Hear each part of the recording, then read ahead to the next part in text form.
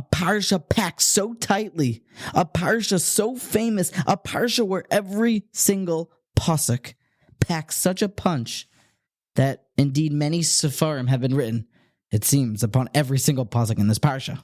There is a halacha in Shulchan Aruch that which is more common and that which is less common, if you have both in front of you, you go with the more common. Tadir v'she'eno tadir, tadir kodem. So, with that in mind, I would like to dwell upon a very common phrase that we say every day that shows up in this week's parsha. Quote, Ve'ahavta es Hashem Elokecha bechol levavcha, and thou shalt love God with all of your heart. We are commanded to love HaKadosh Baruch Hu, to love God. That means that when you hear Hashem's name, you get butterflies. You think fondly of HaKadosh Baruch Hu. Even the mere mention of Him brings warm feelings to your heart. That's what it means, ve'ahavta, to love Hashem.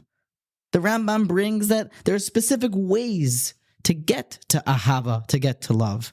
Rashi tells us there's also a certain path to get to love of Hashem.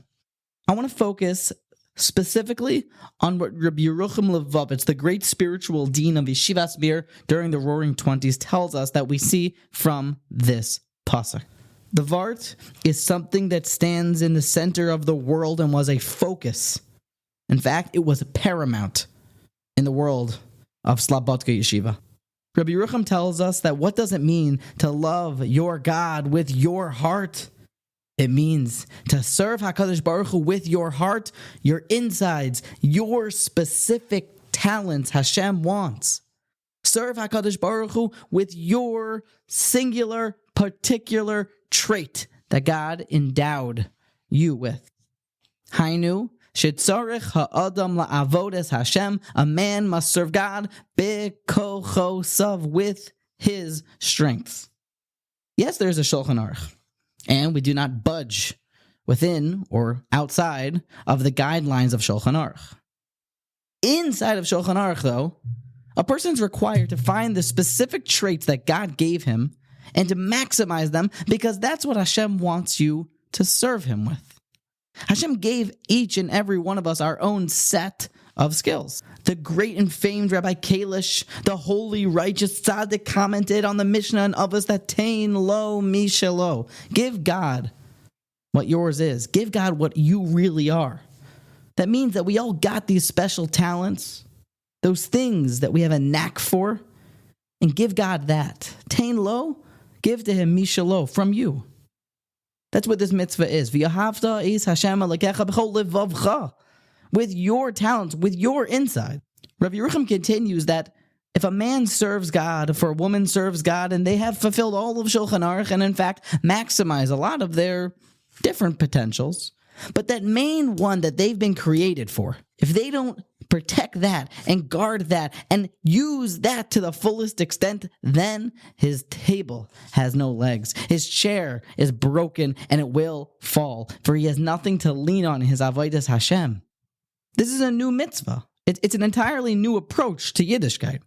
There's 613 mitzvos, and there's also nechlal included in that, to particularly serve God with your special endowed gifts. A person must do everything to protect these traits. An animal cannot serve Hashem with one ma'alah that he's better at than all the other animals. Rav Hutner commented that when he was in Slobodka, the Alter of Slobodka told him in his office in a meeting that if a person could meet Eliyahu HaNavi, that could be pretty cool. The Alter didn't say it exactly like that. But there's something better. A person inside of him has a soul. A soul is something from the Kisei HaKavod. It's greater than even an angel, a neshama. When a person has a spiritual realization, he's able to understand one specific part of himself where he's been blessed. That's like meeting yourself, meeting the angel inside, and that's greater than meeting Eliyahu HaNavi. The process of discovering our personal ma'alos and then bringing them out is kizeh kol ha'adam. It's everything that we have. Now, how does it really make sense, though? If we're fulfilling Shulchan Aruch, if we're doing our job, then who cares if we're bringing out the particular traits that God gave us? Would you ask the same question, though, For if Mozart became a famous court reporter, typing up at super speeds with all the different fancy letters and such, he's still paying his bills and he's great at something? No. You have a Mila. Mozart, the great composer and pianist, that's what he was born to do, maximizing his potential. Would you say the same about Albert Einstein if he became a great chess player and used his brain for that? No. A person has his specific set of tools, and there's always one thing that sticks out. The Yetzer Hara always tries us to say, no, don't maximize that. That's weird. That sticks out. Now, a person has to use it for Avodas Hashem. A person should discuss it with a holy person to figure out where they can use the milas. They shouldn't just say, oh, I'm a great singer, and then run off and who knows what. They should talk with a rabbi to figure out how could they maximize these character traits. The Yetzer Hara fights hard in these areas.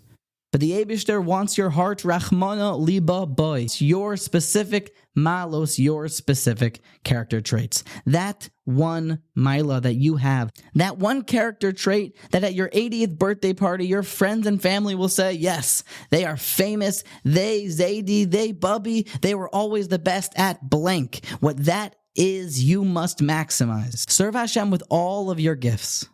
But above all, do not ever forsake that one special gift that you have. Protect it, guard it, and build it. Because v'yahavte es Hashem Elokecha bechol levavcha, bechol koichosav, with all of your talents.